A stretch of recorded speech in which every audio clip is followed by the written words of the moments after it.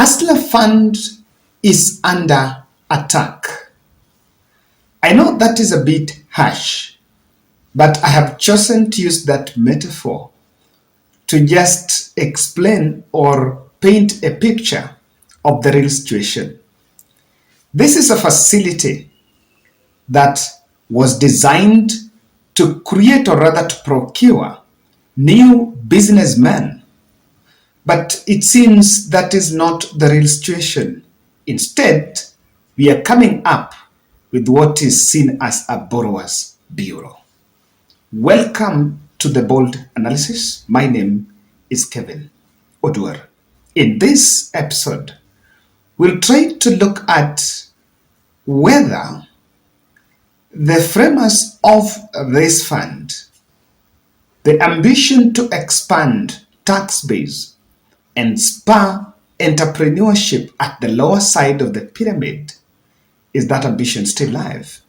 And of course, we want to unpack this using the latest data that has come from the ministry.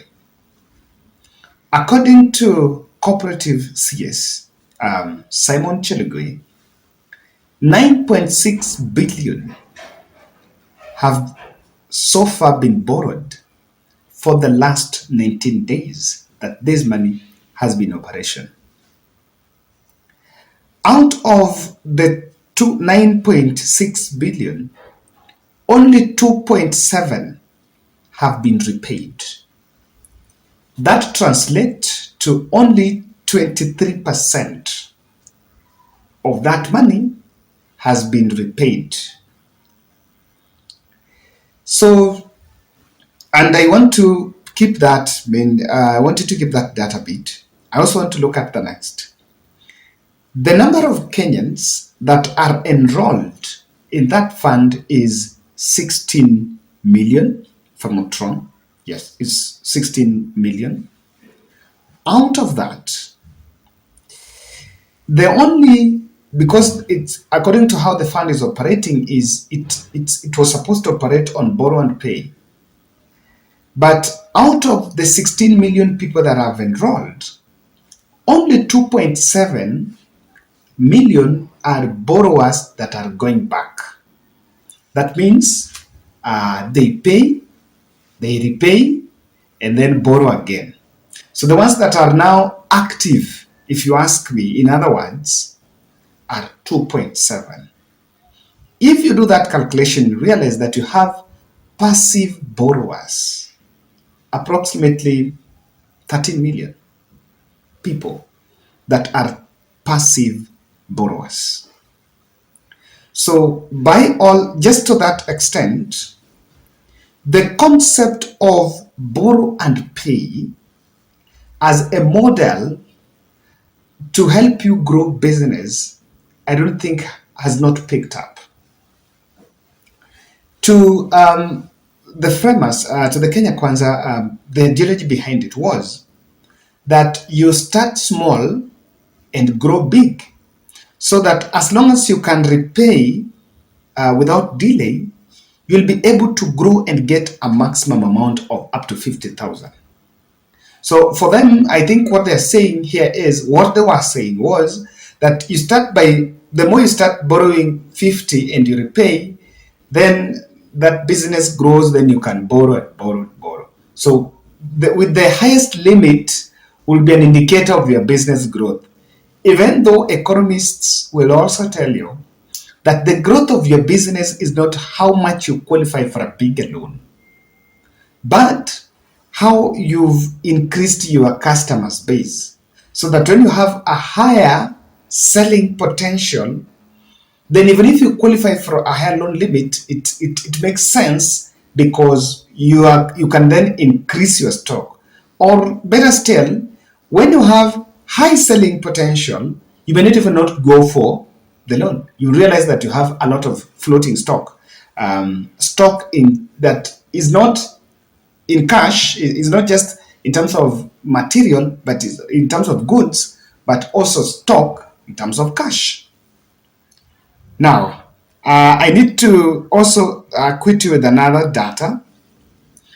Looking at the regional reception on how people are interacting with the fund, Nairobi, Kiambu, Nakuru, Machakos, and Meru counties have the highest number of borrowers. I've seen ministry profiling them as subscribers. No, they're just borrowers. That's it. Then, in terms of age, I've just checked different demographics. That one was checking at regional demographics. The other aspect is age. 18 to 29 are 33%. That should be alarming. I'll tell you why. 30 to 39%, 30 to 39 years are 30%. I need to start again. 18 to 29 years are 33%. Then we have 30 to 39 years are 30%. Then we have 40 to 49 years, 19. As the years are advancing, the percentage is going down, so is inversely proportional to the year. Then 50 to 59 is 10%, 60 to 69 is 5%. Wow. That is bit of it. You needed to get just that data, and I'll tell you why there seems to be a bureau of borrowers.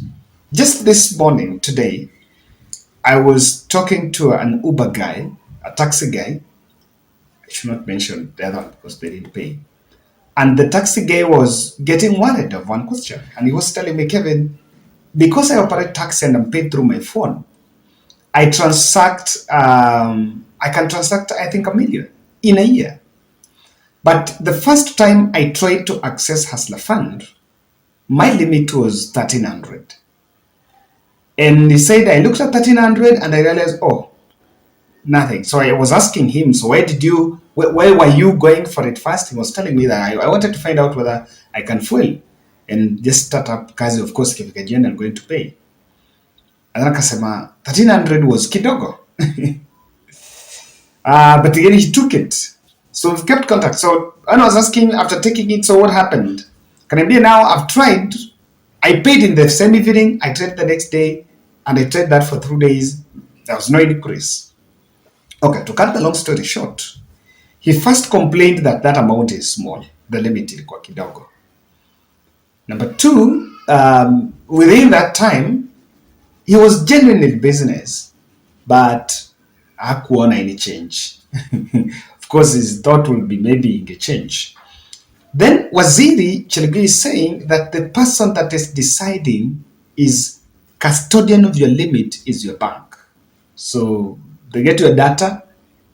Through the data, the data set they have, they will ascertain whether this person is in business or is not.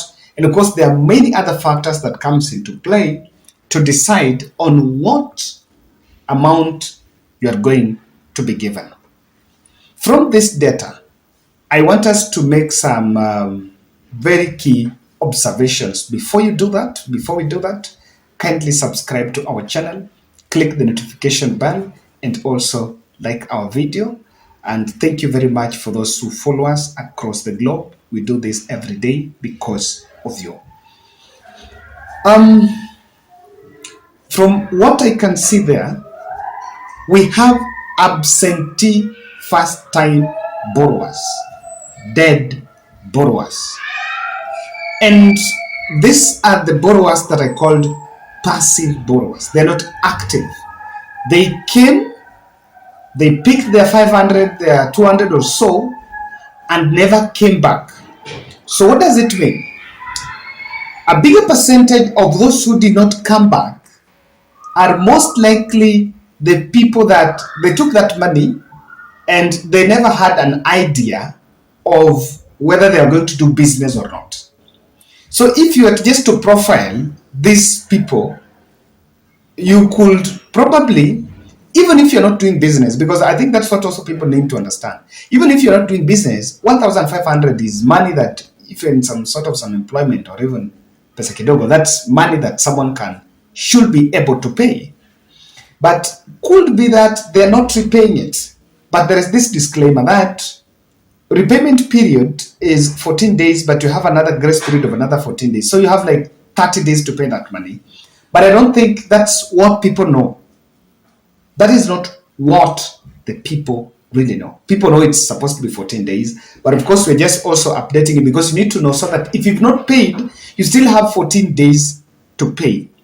After that, the other measures will come into play. So, with first time absentee debt borrowers, what we are likely to see is that out of the 2.7 people that are repaying, because if they are coming back, the people that are repaying, out of those, of course, there is an element of people increasing,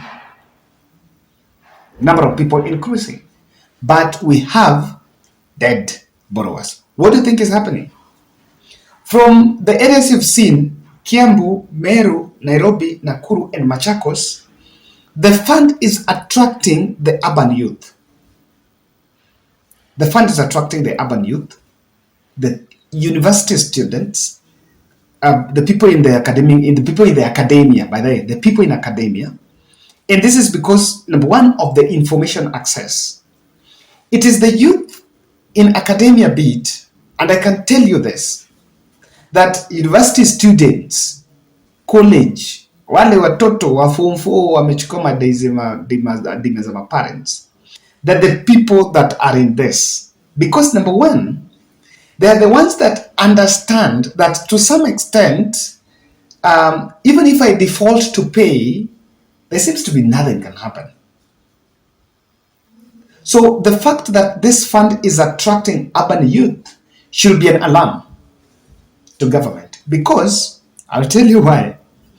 Today, Rigathi Gachagua was telling some university students, and I can tell you why he was even telling, when he was talking, I think in Kimathi, was telling them that, lipa hii pesa. Lipa hii pesa. I'll also be doing a disservice to this country if I say that borrow that money and don't repay. In its natural law, that if you borrow money, you should repay. If I'm doing that, then kumbe hata mimi wale watu nimekopa wafai kunilipa. Ama wale watu nimekopa mimi sifai kulipa. Well, it's normal. It's a culture that it needs a culture that we need to put. But out of even my advocacy, doesn't blind me to see that there is the reality. Vitu kwa ground ni tofauti. There are people that as much as they will even want to pay, but we also have rogue element. We also have illicit borrowers. That's why I said that we have a virus. The virus that has attacked the Hursler Fund is those Bureau of the Debt Borrowers. Absentee. So because it's attracting the urban youth, the collapse of the fund will create a major fallout between the president and William Ruto, and the president and the Kenyan youth. Remember, they campaigned on that platform, and the demographic that was highly spoken to at the campaign trail was the youth. And that's why I understand that maybe the intelligence might have told the president, look here, out of every pledge that you made, make sure you start with the Hursler Fund. Even though it will have its own shortfalls here and there, but start with it so that the Kenyan youth, you can sort them a bit for a while. I'm thinking this way. Waziri was saying, because the question of who is funding it, and he was saying apart from they went to parliament, so the required legislation was done, and the protocols or other requirements, everything that was in the legal framework was done. So the person that is giving out the funds is the treasury, and is saying that treasury either can fund the Hursler Fund project by the exchequer, that's the taxpayers' money. Number two, the treasury can also fund it through grants and donations. So if it is to be funded, if grants and donations are used to fund it, so because as to my understanding, I've ever worked on a grant on TI, Transparency International gave me a grant of 140,000 to do a story. That grant, I did pay it back but I just had to show proof of how I used it. That's it. So to buy simple understanding of how grant use a grant you don't pay back. you don't pay it back. You just make sure kama ulisema you are supposed to do it to do this, this, and this. You do that.